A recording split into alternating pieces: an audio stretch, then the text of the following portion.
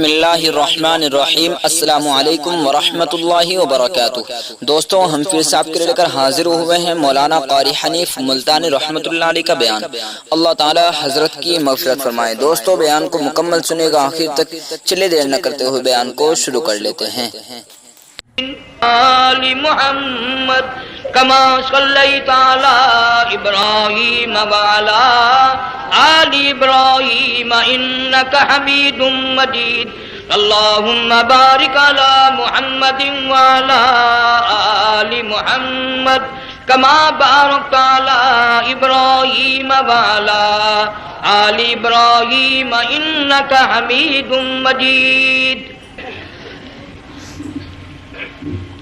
حضرات علماء کرام، محترم بزرگوں، عزیز دوستو، کافی سارے عرصے کے بعد آپ کے شہر جھنگ میں حاضری کا اتفاق ہوا، اور اللہ جانتا ہے کہ اس وقت دل میں کتنا دکھ محسوس کر رہا ہوں۔ جب بھی جھنگ میں حاضری ہوئی، میرے دائیں یا بائیں مفتی عبدالحلیم رحمہ اللہ تشریف فرما ہوا کرتے تھے۔ آج سٹیج خالی ہے۔ آج وہ اللہ والا ہم میں نہیں۔ حضور کریم صلی اللہ علیہ وسلم نے ارشاد فرمایا، علماء کا انتقال قیامت کا پیش خیمہ ہے۔ اللہ والوں کا دنیا سے اٹھ جانا گھنٹی ہے اس بات کی کہ قیامت آئی۔ پھر ایسا اللہ والا جو کبھی کسی کو لڑا کے راضی نہیں، کسی کو بھڑا کے راضی نہیں، پورے شہر کو ملا کر لے کے چلنے والا، اللہ اور اس کے رسول کریم صلی اللہ علیہ وسلم کے صحیح راستے پہ لوگوں کو گامزن کرنے والا، آخری دم تک اسی کوشش میں، اسی سعی میں اور اللہ اللہ کرنے میں اور کرانے میں ساری زندگی گزار دی۔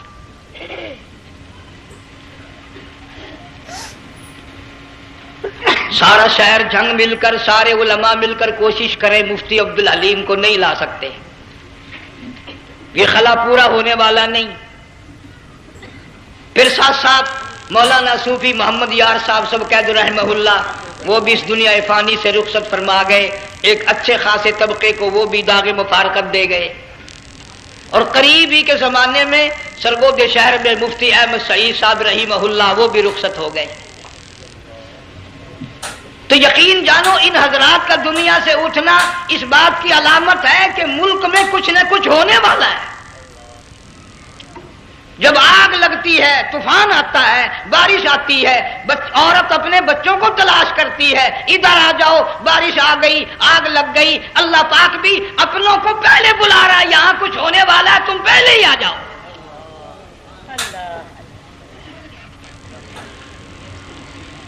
اور اس طرح بھی اشارہ فرمایا، وَكَمْ أَهْلَكْنَا قَبْلَهُمْ مِنَ الْقُرُونِ۔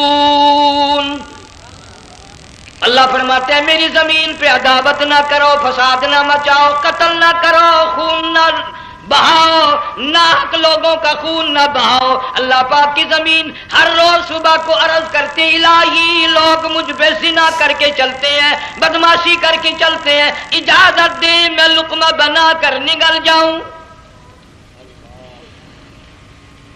مجھے اپنے اوپر ان کا چلنا پسند نہیں، مجھے اچھا نہیں لگتا۔ ہر روز آواز لگاتی ہے، ظالمو، بدکارو، بدماشو، میرے اوپر دندناتے پھرتے ہو، ایک نہ ایک دن میرے اندر آؤ گے، تمہیں پتہ چل جائے گا کہ میں تم کو کتنا دشمن رکھتی تھی۔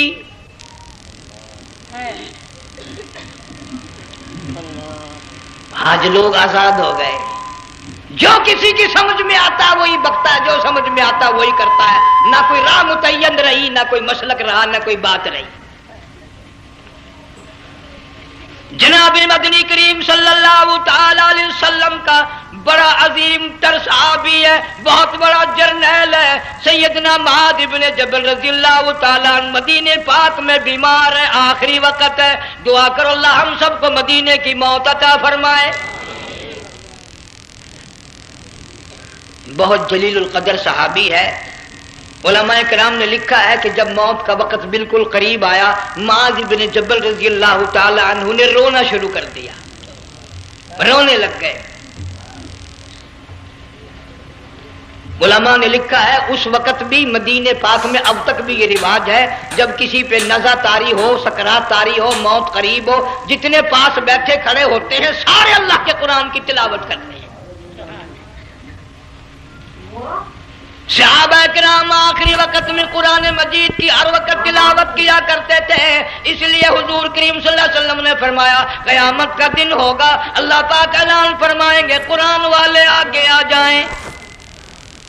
عرض کیا جائے گا قرآن والوں سے کون مراد ہے؟ حق تعالیٰ جل شانہ فرمائیں گے میں قرآن والا اس کو کہتا ہوں جو میرے قرآن سے عشق رکھتا تھا، پیار کرتا تھا، محبت کرتا تھا، اتنا پیار تھا آخری وقت تھا، ادھر موت کا جھٹکا لگا، ادھر میرا بندہ قرآن پڑھ رہا تھا، آج بھی اپنی قبر سے اٹھا میرا قرآن پڑھتا ہوا اٹھا، تم میدان حشر کا چکر لگاؤ، آج بھی ان کے منہ سے کستوری کی خوشبو آ رہی ہے۔ معاذ بن جبل رضی اللہ تعالیٰ عنہ قرآن مجید کی تلاوت فرماتے فرماتے رونے لگ گئے۔ کسی صحابی نے کہہ دیا موت سے ڈر کے رو رہے ہو، موت سے ڈر گئے؟ فرمایا نہیں۔ پھر کیوں روئے؟ صحابی کہتا ہے میرے دل کی تمنا میرے دل میں رہی، میری آرزو پوری نہ ہو سکی، میری حسرت پوری نہ ہوئی، میرا ذوق پورا نہ ہوا، میرا شوق پورا نہ ہوا، میری تمنا تھی گرمی کا موسم ہو، رمضان کا مہینہ ہو، میں روزہ دار ہوں، جہاد فی سبیل اللہ ہو، کفر اسلام کا مقابلہ ہو، میں کئی کافروں کو قتل کر دیتا، پھر کافر بھی اکٹھے ہو کر مجھ پہ ٹوٹ پڑتے، میرا ناک کاٹ لیتے، میری زبان کاٹ لیتے، میں اللہ کی حضور میں جاتا، اللہ مجھ سے پوچھتا معاذ دنیا سے کیا لایا؟ میں عرض کرتا الہی بولوں کیسے، زبان بھی تیری نام پہ کٹا کے آیا ہوں، اور روزہ رکھ کر آیا ہوں، نیت یہ ہے کہ تیرے محبوب کے حوض کوثر کے پانی سے روزہ افطار کروں گا۔ ان اللہ والوں کی یہ موت تھی۔ مالک بن دینار رحمت اللہ علیہ ایک عجیب نوجوان کا واقعہ تحریر فرماتے ہیں، گرمی تھی، دوپہر تھی، سورج اپنی شباب پہ تھا، بڑی سخت گرمی تھی، میں نے ایک نوجوان کو دیکھا، وہ پیروں سے معذور ہے، دونوں پیر نہیں ہیں، ہاتھوں کے بل زمین پہ گھسٹ گھسٹ کے چل رہا ہے، اور گلے میں کرتا بھی نہیں، سامان کوئی نہیں، سواری کوئی نہیں، کھانے پینے کا انتظام کوئی نہیں۔ مالک بن دینار رحمت اللہ علیہ فرماتے ہیں میں نے اس نوجوان سے پوچھا کہ تو کہاں سے چلا اس حالت میں؟ کہنے لگا میں بلخ بخارے سے چلا ہوں۔ تجھے یوں ہی ہاتھوں کے بل گھسٹتے چلتے کتنا عرصہ گزر گیا؟ نوجوان کہنے لگا اللہ والے 7 برس ختم ہو کر 8واں لگ چکا ہے۔ اس حالت میں کہ جی ہاں اسی حالت میں، تیرا کھانا پینا۔ جوان کہنے لگا والذی ہوا یطعمنی ویسقین وَإِذَا مَرِضْتُ فَهُوَ يَشْفِينِ، اللہ ہی کھلاتا ہے وہی پلاتا ہے، بیمار ہو جاتا ہوں وہی تندرستی عطا کرتا ہے۔ اور نوجوان دوپہر بڑی سخت ہے، گرمی بڑی سخت ہے، میرے یہاں دوپہر کو آرام کر لے، قیام کر لے، کچھ دیر ٹھہر جا، آج میرے یہاں قیام کر لے۔ نوجوان رونے لگا اور کہنے لگا مالک بن دینار یہ 2-4 منٹ جو تیری ساتھ باتوں میں میرے خرچ ہو گئے، مجھے ان کا ہی بڑا دکھ ہے، میں اور اپنی اس معذوری میں ہاتھوں کے بل 2-4 گز گھسٹ کر اور اپنے رب کے قریب ہو جاتا۔ یہ جو تیری ساتھ بات کرنے میں تھوڑا سا وقت خرچ ہو گیا، مجھے اس کا ہی بڑا دکھ ہے۔ ارے تو تھک گیا ہوگا۔ جوان کہتا ہے تیرے دیوانے مگر چلنے سے رک سکتے نہیں، تیرے دیوانے مگر چلنے سے رک سکتے نہیں، پاؤں تھک جاتے ہیں دل ان کے کبھی تھکتے نہیں۔ میرے سامنے تھکنے کا نام نہ لو، میرے دل میں عشق کی آگ جلی ہوئی ہے، سوز و گداز کا سمندر طوفان برپا کر رہا ہے، میں نہیں تھکنا جانتا، میرے یہاں نیند کا سوال نہیں، آرام کا سوال نہیں، میں تو گھسٹ گھسٹ کر رب کے دربار میں حاضر ہوا چاہتا ہوں۔ پوچھا کہ جا کہاں رہے ہو؟ کہنے لگا بیت اللہ کی زیارت کے لیے چلا، روزے رسول اللہ صلی اللہ علیہ وسلم کی زیارت کے لیے چلا۔ کھانا پینا کچھ نہیں کہ نہیں، بس کہ منتظر ہوں اس گھڑی کا کہ کب وہ وقت آئے اور کم نہ جا کر یوں کہوں کہ اے مدینے کی مہاجر سبز گنبد کے مکی، اے مدینے کے مہاجر سبز گنبد کی مکی، عرش ہے تیرے قدم کے فیض سے یہ سرزمین۔ کب وہ وقت آئے، کب میں مدینے کی گلیوں کو دیکھوں، کب آب و ہوا کو دیکھوں، کب مدینے کی بہاروں کو دیکھوں، کب گنبد خضرا پہ میری نگاہ پڑے، میرے دل کی تسلی ہو جائے۔ عاشق لوگ یوں ہی کیا کرتے ہیں۔ دیہات کی ایک عورت آئی رسول اکرم صلی اللہ علیہ وسلم کی وفات شریف کے بعد اور آ کے کہنے لگی، بہن عائشہ رضی اللہ تعالیٰ عنہا، میں نے سنا ہے سرکار کی وفات شریف ہو گئی، کیا کہاں دفن کیا کہ اس حجرے میں؟ کہنے لگی مجھے دروازہ کھول کر قبر کی زیارت تو کرا دے۔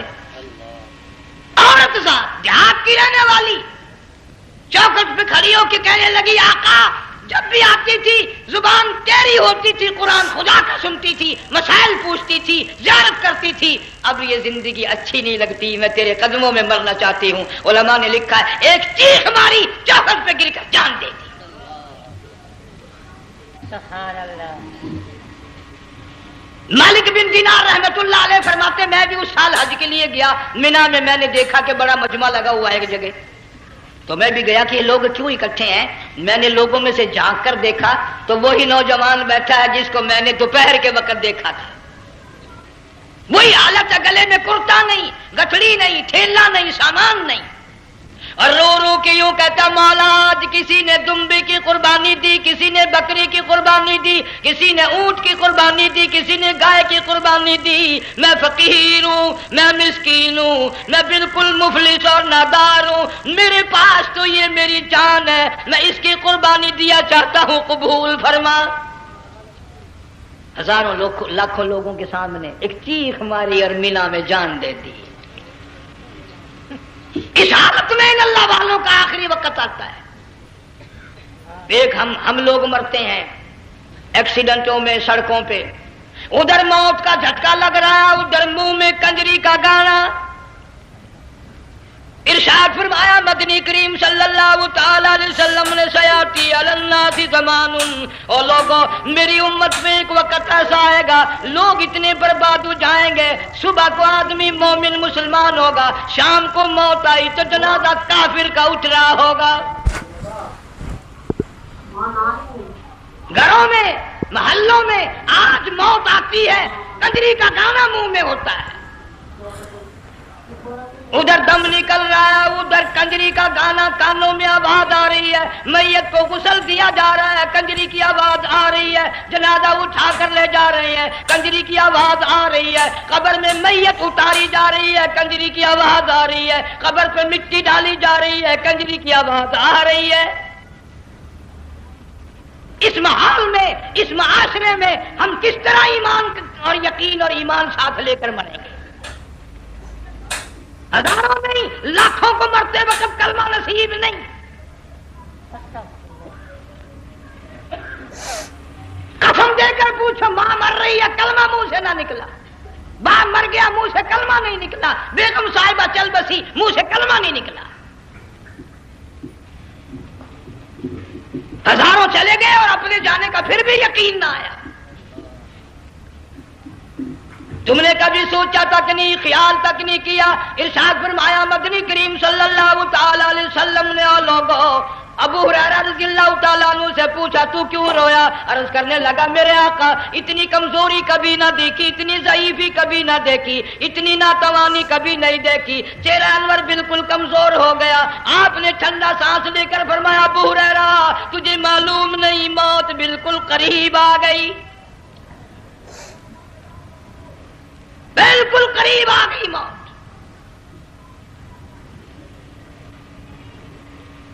تیری ایک انگلی پکڑ کر اگر کوئی مروڑ دے کتنا دکھ ہوگا، درد ہوگا، ہائے ہائے ہائے۔ جنگ والوں کبھی تم نے سوچا نہیں 360 رگیں ٹوٹیں گی کیا حال بنے گا، اعضاء چھوٹیں گے، سر کے بالوں سے لے کر پیروں کے ناخنوں تک ہر جوڑ کو توڑ کے رکھ دیا جائے گا۔ اللہ، وزیروں، سفیروں، امیروں، حسینوں، جمیلوں، تمام کے جوڑوں کو اکھاڑ کے رکھ دیا جاتا ہے۔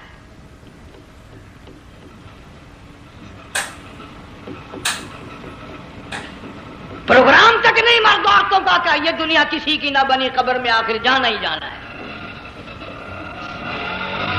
علماء کرام نے لکھا ہے کہ حضرت عیسیٰ علیہ السلام کے پاس لوگ آئے اور کہنے لگے نئی نئی قبروں سے مردے زندہ کر کے دکھاتے ہو، آؤ ہم ایک پرانی قبر پہ لے کے چلتے ہیں، مردہ زندہ کر کے دکھاؤ۔ عیسیٰ علیہ السلام تشریف لے گئے، فرمایا قم باذن اللہ، ایک نوجوان زندہ ہو کر قبر سے نکل کر سامنے آ کر کھڑا ہو گیا۔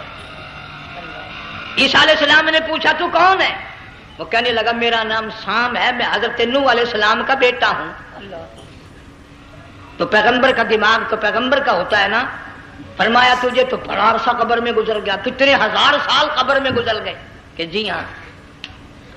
عیسیٰ علیہ السلام نے فرمایا یار ملاقات تو اللہ نے کرائی دی، قبر کا کچھ حال تو بتا، کیا بنتی ہے؟ قبر کا کچھ ماحول بتا، قبر کی خبر بتا۔ علماء کرام نے لکھا وہ نوجوان رونے لگا اور کہنے لگا عیسیٰ علیہ السلام تو قبر کی خبر پوچھتا ہے، قبر کا حال پوچھتا ہے، قبر کا ماحول پوچھتا ہے، قبر کا معاملہ مجھ سے پوچھتے ہو، آپ مجھ سے پہلے یہ کیوں نہیں پوچھتے کہ موت کا جھٹکا کتنا شدید ہے؟ نوجوان رو کے کہنے لگا عیسیٰ علیہ السلام کتنے ہزار سال میری موت کو گزر گئے، پر مالک کائنات کی قسم آج تک میرا منہ کڑوا ہے۔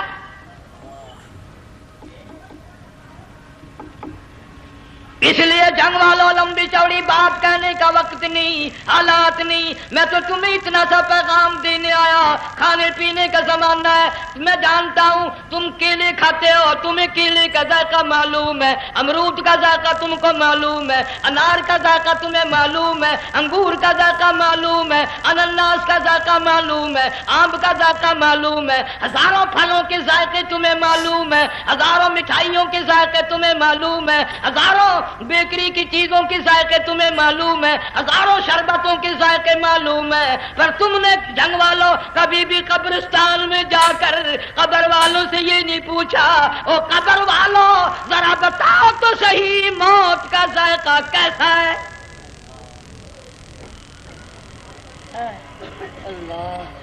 تم نے چکھا نہیں، جنہوں نے چکھا وہ بتانے نہ آئے کیسا ذائقہ ہے۔ اس لیے قرآن کہتا کلا اذا بلغت التراقی وقیل من راق وظن انہ الفراق والتفت الساق بالساق الى ربک یومئذ المساق۔ بادشاہ ہو، امیر ہو، وزیر ہو، فقیر ہو، غریب ہو، رگیں ٹوٹیں گی، موت آئے گی، اور جس کی آئی تمہیں معلوم نہیں کس طرح آئی، کس حال میں آئی۔ جن کے دلوں میں ان باتوں کا خیال آیا خدا کی قسم صحابہ کرام میں سے اتنے رویا کرتے تھے آنکھیں ختم ہو گئی۔ جناب فاروق اعظم رضی اللہ تعالیٰ عنہ کو کسی نے دیکھا رو رہے ہیں، بے تحاشا رو رہے ہیں، پوچھ لیا بڑا بہادر پہلوان فاروق تجھے کیا ہوا، اتنا کیوں رویا؟ فرمانے لگے تمہیں معلوم نہیں قبر کا اندھیرا یاد آ گیا۔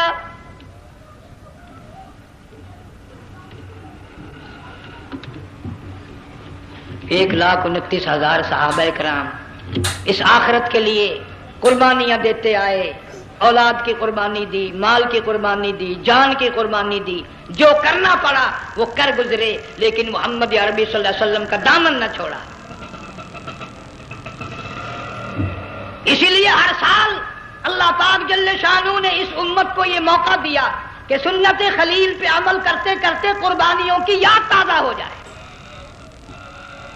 قربانیوں کی یاد تازہ ہو جائے۔ قرآن کریم میں جا بجا ابراہیم علیہ السلام کا اللہ پاک نے ذکر خیر فرمایا، یوں فرمایا ہم نے ان کے بڑے امتحان کیے، بڑی آزمائش کی، وہ ساروں میں کامیاب ہوئے۔ تم ہر وقت اللہ سے یہ دعا کیا کرو اللہ ہمیں امتحان میں نہ ڈالے، آزمائش میں نہ ڈالے، ہم امتحان کے قابل نہیں۔ یہ ہمارے جو امتحان ہوتے ہیں ان میں نقل ماری جاتی ہے، تو اللہ امتحان لے گا تو نقل کیسے ماریں گے، کیسے کام چلے گا؟ جناب ابراہیم علیہ السلام کو اللہ پاک نے ہزاروں امتحان میں مبتلا کیا، ہزاروں آزمائشیں کی، فَأَتَمَّهُنَّ، سب میں کامیاب گیا، سب میں پاس نکلا۔ ایک آزمائش ایسی بھی آئی اللہ کی توحید کی وجہ سے، شرک کو مٹانے کی وجہ سے ابراہیم علیہ السلام کا سارا مصر فلسطین دشمن بن گیا، حضرت سارہ کو ساتھ لے کر چل دیے، ایک بیوی ساتھ ہے، اکیلا دم میں۔ یہاں تو لوگ محلوں میں شہروں میں کہتے ہیں جی میں اکیلا ہی ہوں، میں کیا کروں؟ اگر خلیل کہتا کہ میں اکیلا ہوں تو آج قرآن میں اس کا ذکر خیر کیسے ہوتا؟ پرواہ نہ کی، وہ کہتا میرے لیے میرا اللہ کافی ہے۔ کون کہتا ہے میں اکیلا ہوں؟ میری ساتھ تو اللہ ہے۔ مصر سے گزرنے لگے، بادشاہ کے ملازموں نے بادشاہ کو جا کے بتایا بڑی خوبصورت عورت گزر رہی ہے تیرے حلقے سے، بہت بڑی خوبصورت عورت ہے۔ کہ ملازم پکڑ کے لے کے چلے تو عورت ذات حضرت سارہ رونے لگ گئی، خلیل میرا کیا بنے گا؟ پیغمبر کو اللہ کی ذات پر بڑا یقین ہوتا ہے، فرمایا پرواہ نہ کر، میری آبرو میرے مولا کی آبرو ہے، چاہے جہاں چلی جا میری عزت کی حفاظت میرا اللہ کرے گا۔ فرمایا فاللہ خیر حافظا وہو ارحم الراحمین،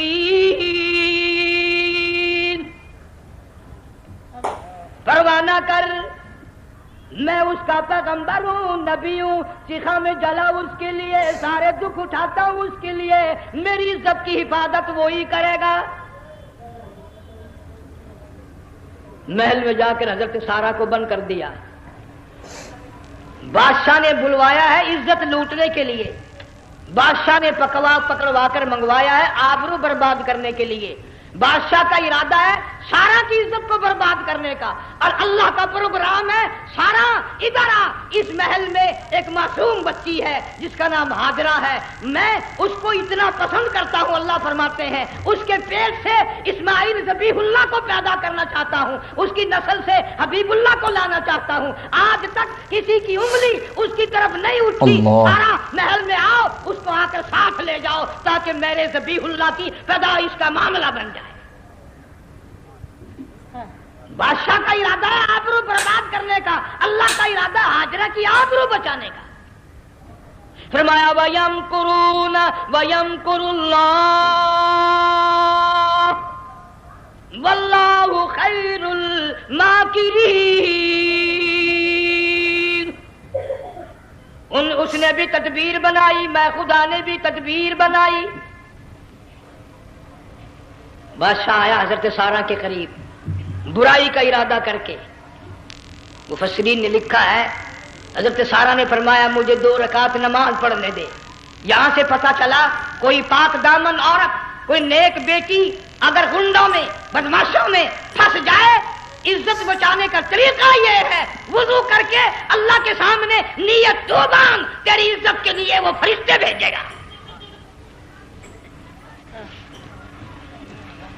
علماء کرام نے لکھا ہے کہ ایک جہاز سمندر میں چل رہا ہے، طوفان آیا، جہاز تختہ تختہ ہو گیا، کچھ لوگ غرق ہو گئے، ڈوب گئے، کچھ تختوں پہ بہ کر کے چلنے لگے، ایک عورت گود میں بچہ ہے، ایک حبشی نوجوان دوسرے تختے پہ بیٹھا ہوا جاتا ہے، اس نے عورت اکیلی دیکھ کر اپنا تختہ چھوڑ دیا اور بدماشی کے ارادے سے عورت کے تختے پہ آ بیٹھا۔ تم جنگ والے سوچ رہے ہوگے کہ ڈوبتے وقت بھی باز نہ آئے، یہ سیلاب آتے ہیں لوگ بدماشیوں سے باز آئے؟ ڈوب گئے مگر باز نہ آئے، بغیرتی لوگ کرتے ہی رہے۔ علماء کرام نے لکھا حبشی نوجوان نے عورت کا بچہ چھینا سمندر میں پھینک دیا، عورت روئی اور کہنے لگی میرے اللہ بیٹھی رہتی ہوں، عزت جاتی ہے، حرکت کرتی ہوں، ڈوب جاؤں گی۔ میں نے سنا ہے سمندر کی گہرائیوں سے تو نے یونس علیہ السلام کی سنی تھی، میں تو پانی کے اوپر بہ رہی ہوں، مولا میری آبرو بچا، میرا ایمان بچا، میری عزت بچا، تیرے سوا میری سننے والا کوئی نہیں، لا الہ الا انت سبحانک انی کنت من الظالمین۔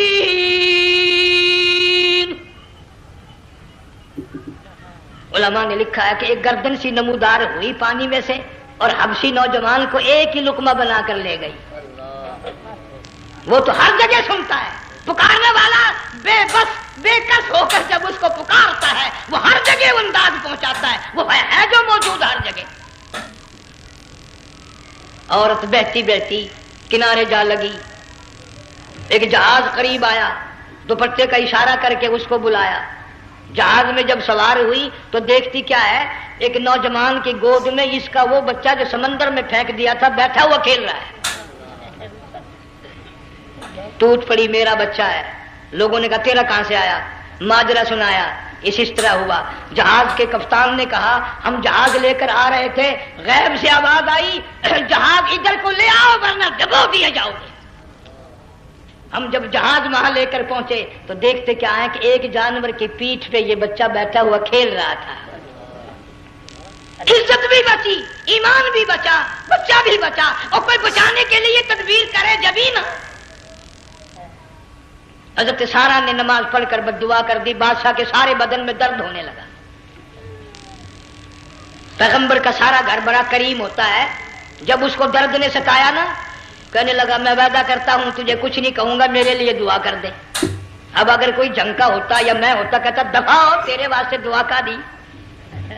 لیکن حضرت سارا نے پھر جولی پھیلا دی. مولا وعدہ کرتا ہے، بدماشی سے توبہ کرتا ہے، اس کو تندرستی عطا فرما دے. اللہ نے تندرستی عطا کر دی. وہ پھر کہنے لگا لو ایسی حسین عورت کب ہاتھ آئے گی، پھر برائی کے لیے تیار ہوگی. یہاں سے پتہ چلا کہ یہ جو گنڈے بدماش ہوتے ہیں ان کی قسم کا بھی کوئی یقین نہیں. اگلے دن ایک آدمی نے قسم کھائی تو اس کے خلاف کرنے لگا.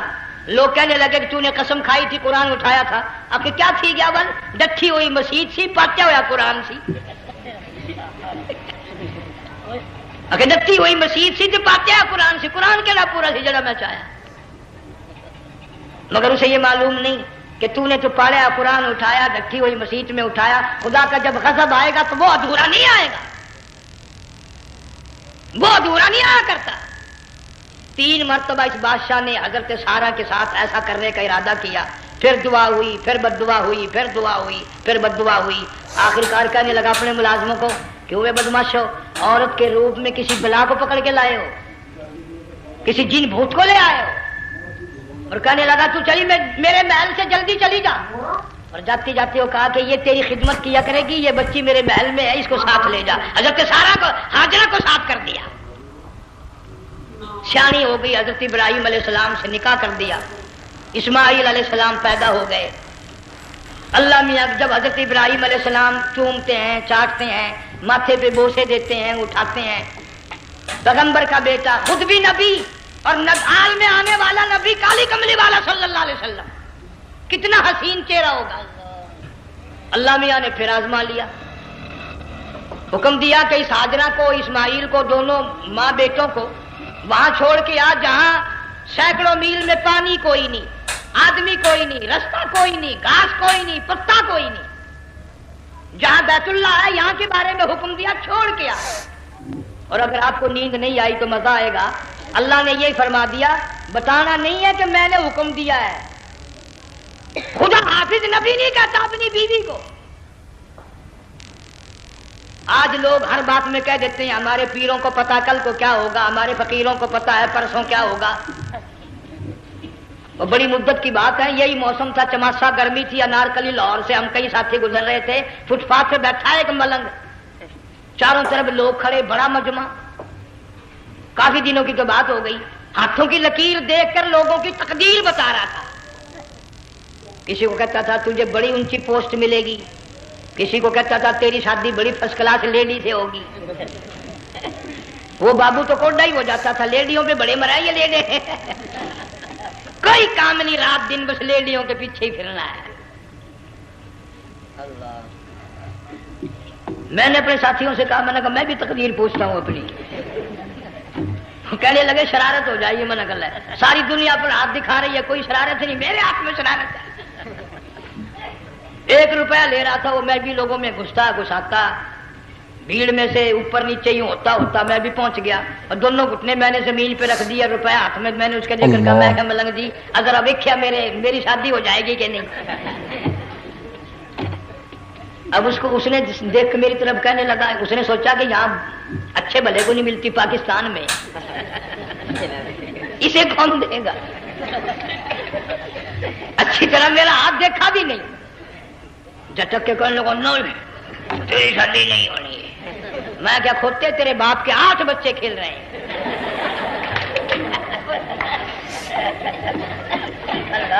یوں ہی عقیدے بگڑ جاتے ہیں لوگ۔ ہمارے پیر کو پتا، فقیر کو پتا، کسی کو پتا نہیں ہے، کوئی نہیں جانتا۔ فرمایا وما تدری نفس ماذا تکسب غدا، کوئی نہیں جانتا کل کیا ہو جائے گا۔ وما تدری نفس بأی ارض تموت، کوئی نہیں جانتا زمین کے کس ٹکڑے پہ موت آئے گی۔ ان اللہ علیم خبیر، ایک اللہ کی ذات جانتی ہے۔ حضرت ہاجرہ اسماعیل علیہ السلام کو چھوڑ کر چل دیے، نہ خدا حافظ کہا، نہ کوئی تسلی دی، تھوڑی سی کھجوریں، تھوڑا سا پانی، ختم ہو گیا۔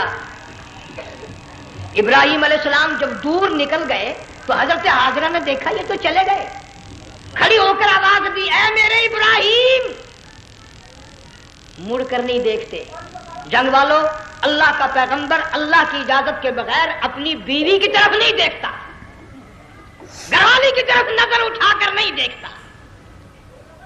ایک تم ہو، چٹی داڑھی، بڑھیپا، کالے برقعے والی نظر آ جائے نا، آگے بھاگ کر بڑے نہیں آتے ہیں، کہاں جانا چاہتی ہیں آپ؟ تیری ماں لگتی ہے آپ چلی جائے تو یہ کیا ہوا؟ یہ کالے برقعے پہ مرتے مرتے مرتے مرتے مری گئے۔ ایسا عجیب تماشا۔ وہ لاہور پلیٹ فارم پر پھر رہی تھی نا ایک لیڈی برقع اوڑے، آ گیا ایک لیڈا، کہنے لگا سیون اپ لاؤں، نے کہا لے آئے، نے کہا واہ کام بن گیا، اور سیون اپ لے آیا۔ تھوڑی دیر کے بعد کہنے لگا میرے خیال میں پھینٹا بھی ہو جائے، نے کہا لے آئے، نے کہا سبحان اللہ پکا کام ہو گیا۔ وہ سیون اپ بھی پی لی، پھینٹا بھی ڈکار گئی۔ تھوڑی سی دیر کے بعد کہنے لگا سیب لے آؤں، وہ لے ہی آیا سیب، کیا آپ کے لیے میں سیب لایا ہوں آپ کھائیں؟ کہنے لگی نہیں آپ کھائیں۔ اس نے سوچا ہو میری بھی محبت ہو گئی ہے، سیب کھانے کے لیے مجھے بھی کہہ رہی ہے۔ جب اس نے اصرار کیا نا کہ میں تو تیرے لیے لایا ہوں، کھا تو صحیح، کہنے لگی کیسے کھاؤں، میرے منہ میں دانت ہی نہیں ہے۔ اب پتا چلا اسے کہ صبح سے میں تو پرانے پپے کے پیچھے پھر رہا تھا۔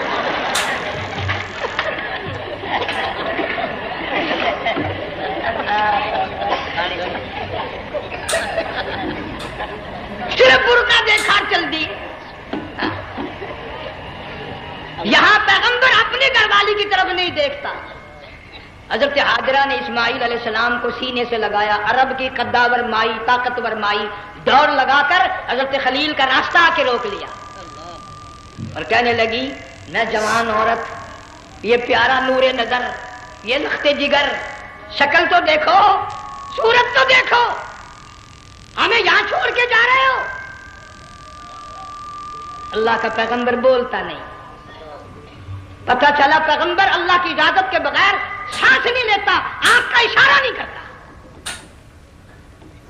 حضرت ہاجرہ رونے لگ گئی، میرے خلیل، میرے ابراہیم، میرا قصور بتاؤ، میرا جرم بتاؤ، میری خطا بتاؤ، میرا گناہ بتاؤ، معافی چاہوں گی، معذرت کروں گی۔ اس بچے کا کیا گناہ ہے اس میدان میں چھوڑ کے چلے ہو؟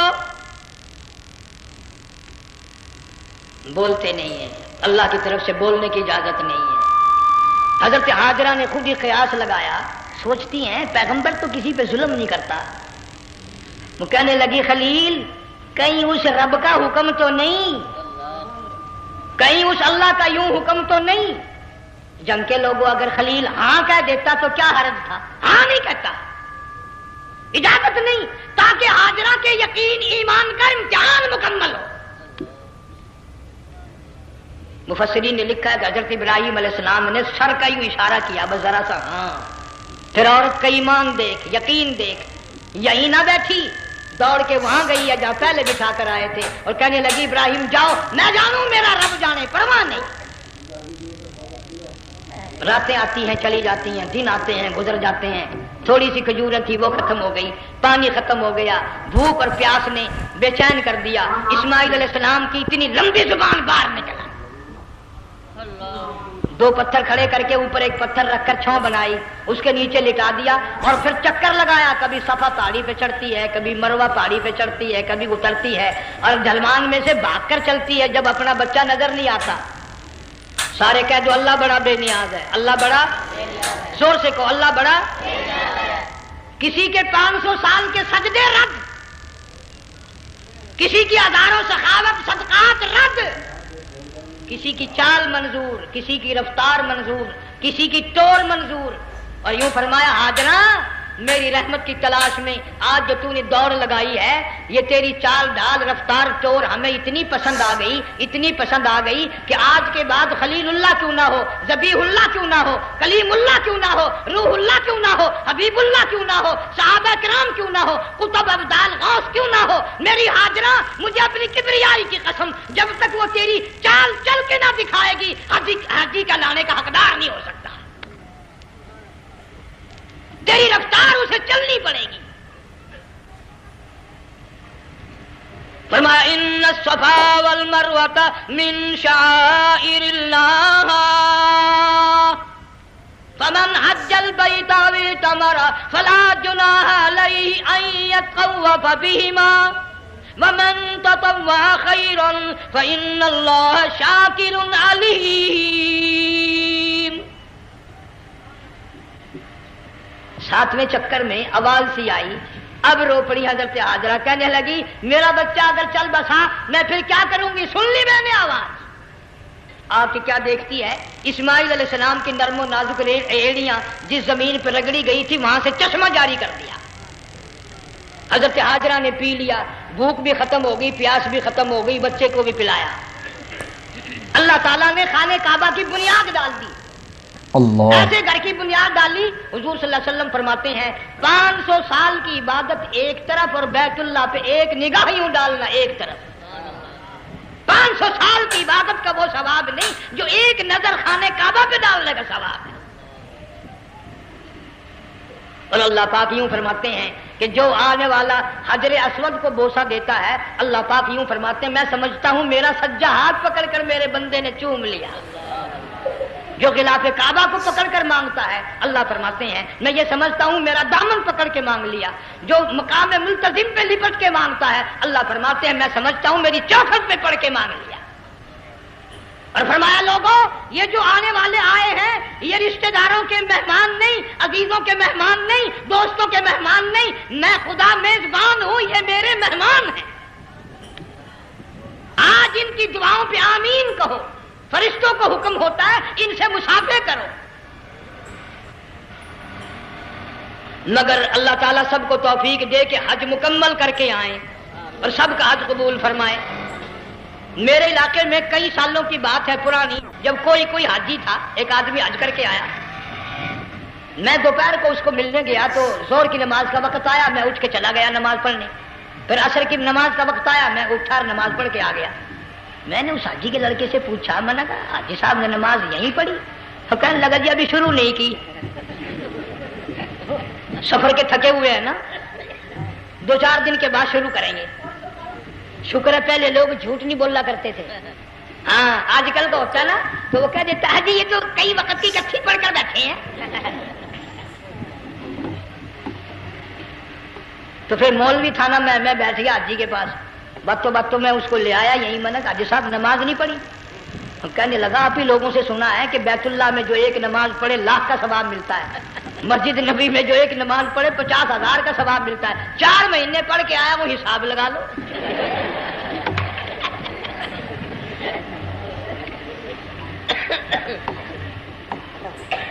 مسائل سیکھتے نہیں، ارکان اور آداب بیت اللہ کے سیکھتے نہیں۔ ڈی سی کے دفتر میں اگر جانا ہو کئیوں سے پوچھے کیسا جاؤں، کس طرح درخواست دوں، کیسے کہوں، کیسے کھڑا ہوں، کیسے بیٹھوں، کیا عرض کروں، اور اللہ کے دربار میں ہم جاتے ہیں اور سیکھ کرنے جاتے ہیں، یہ خوف نہیں کہ اگر بے ادبی ہوگی تو مارا جاؤں گا۔ اللہ تبارک و تعالیٰ جل شانہ نے اسماعیل علیہ السلام کی نرم و نازک ایڑیوں سے بنیاد ڈال کر خانہ کعبہ کی، اللہ نے ہمیں یہ کعبہ دیا، گناہوں کی معافی مانگنے کے لیے وہاں جاؤ، اللہ تبارک و تعالیٰ کے دربار میں حاضر ہو کر مانگنے کے لیے یہاں جاؤ۔ ارشاد فرمایا مدنی کریم صلی اللہ تعالی علیہ وسلم نے، جو آدمی صحیح ارکان حج کے ادا کر کے واپس جاتا ہے اس طرح واپس آتا ہے گویا آدھی ماں کے پیٹ سے پیدا ہوا۔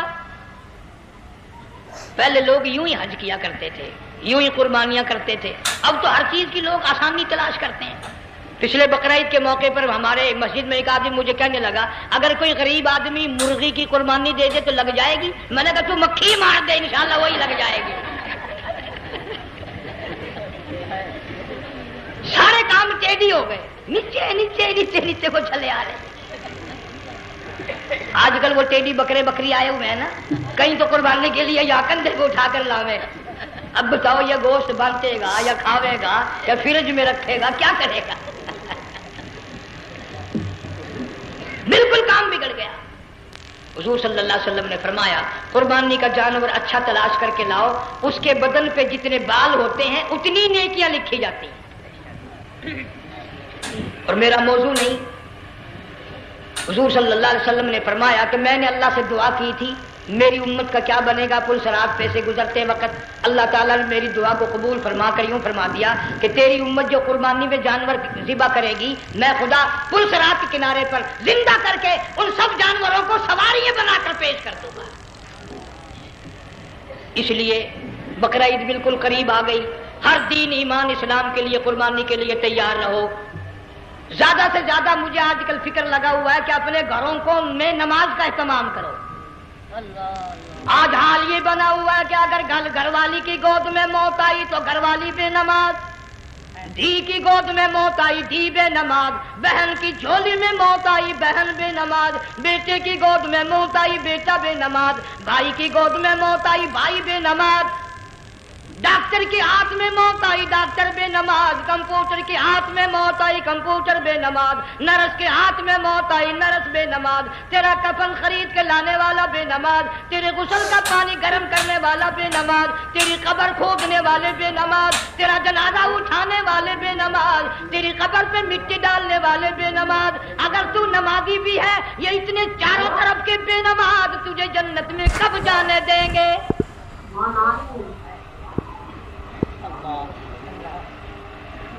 اس بچی کا فکر کیوں نہیں کرتا؟ کلاس میں فیل ہو جائے تجھے دکھ لگتا ہے میری بچی فیل ہو گئی، ساری عمر نماز نہ پڑھے تجھے کبھی درد نہیں ہوا کہ جہنم کے انگاروں میں جلے گی؟ بیوی ایک دن تیرا کہنا نہ مانے آگ لگ جاتی ہے، ساری عمر نماز نہ پڑھے بے ایمان تجھے کبھی آگ نہیں لگی۔ اس گھر سے تیرا جنازہ نکلے گا، اس گھر سے تیری میت اٹھے گی جس گھر میں تو نے سارے بے نماز پیدا کر رکھے ہیں، سارے بے نماز اکٹھے کر رکھے ہیں، کس طرح ایمان کلمہ ساتھ لے کر جائے گا؟ اس لیے اپنے ماحول میں اپنے گھر میں بچیوں کو بہنوں کو پیار سے محبت سے بڑے عقیدت سے ان کو نمازی بنا، تاکہ مرنے کے بعد جب تیرا جو بیٹی بہن منہ دیکھنے آئے تو نمازی تو تیرا منہ دیکھنے آئے، تیرا منہ دیکھنے بھی سارے بے نمازی آئے، تجھے کیا فائدہ ہوگا؟ اللہ سبحانہ و تعالی ہم سب کو ہمارے گھر کے ماحول کو نمازی بنائے۔ مفتی صاحب اس دنیا فانی سے رخصت ہو گئے، تشریف لے گئے، جنگ سارا بے وارثہ ہو گیا۔ مفتی صاحب ہی کا مدرسہ ہے، یہ مفتی صاحب ہی کے بچے ہیں، ان بچوں کی سرپرستی کرو، ان کا اکرام کرو، ان کی عزت کرو، جامعہ حلیمیہ کی خدمت کرو۔ بقرعید کا موقع آ رہا ہے، وہ تو نہ جانے کس کس طریقے سے اپنا کام چلاتے تھے، ہزاروں لوگوں سے ان کے تعلقات تھے، یہ بچے ہیں نیا کام ہے۔ اللہ سبحانہ و تعالی ہر خدمت گزار کو دو جہان میں سرخ روئی عطا فرمائے۔ بڑی اچھی اچھی کیسٹیں آپ کو یہاں سامنے سے ملیں گی اپنے گھر کا ماحول بنانے کے لیے۔ پیغمبر کی دعا سے پہلے نہ اٹھا کرو بھائی، ہائے ہائے کوئی دنیا کا دین کا جس کو کوئی اللہ سے حاجت ہو بیٹھ جائے ایک منٹ کے لیے درود شریف پڑھ کے دعا مانگو۔ اللہم صلی وسلم وبارک علی سیدنا و مولانا محمد وعلی آل سیدنا و مولانا محمد وبارک وسلم۔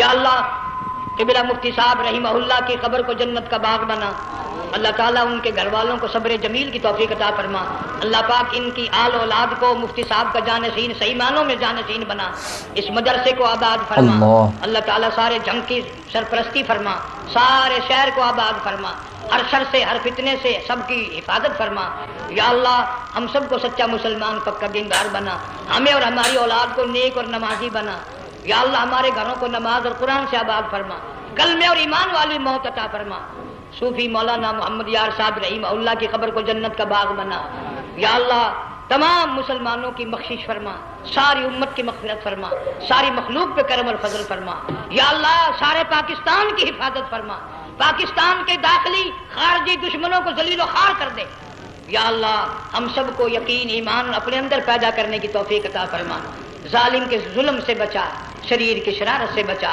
مولا حاسدوں کے حسد سے بچا، فتنہ پردازوں سے ہم سب کی حفاظت فرما، بے اولاد کو اولاد عطا فرما، جن کے پاس بچیاں ہیں اللہ تعالیٰ نرینہ اولاد عطا فرما۔ اور میں تو کافی دنوں کے بعد آیا ہوں، پرانے دوستوں میں سے تھے قاری غلام محمد صاحب، سب کا رحمت اللہ علیہ، اللہ تعالیٰ ان کی قبر کو جنت کا باغ بنا، سب کو جوار رحمت میں جگہ عطا فرما، ہمارے بڑے بزرگ قبلہ درخواستی صاحب مدذلو یا اور جتنے بھی بیمار ہیں اللہ پاک سے احتکاملہ عطا فرما، مجھے بھی پیر غلام حبیب صاحب اللہ تعالیٰ ان کو بھی صحت کاملہ عطا فرما، اور میں گناہ گار بھی اب تو سارا سال گزر گیا، اکثر بیماری رہتا ہوں، اللہ تعالیٰ صحت کاملہ عطا فرما، موت آئے تو کلمے اور ایمان والی موت عطا فرما، یا اللہ تو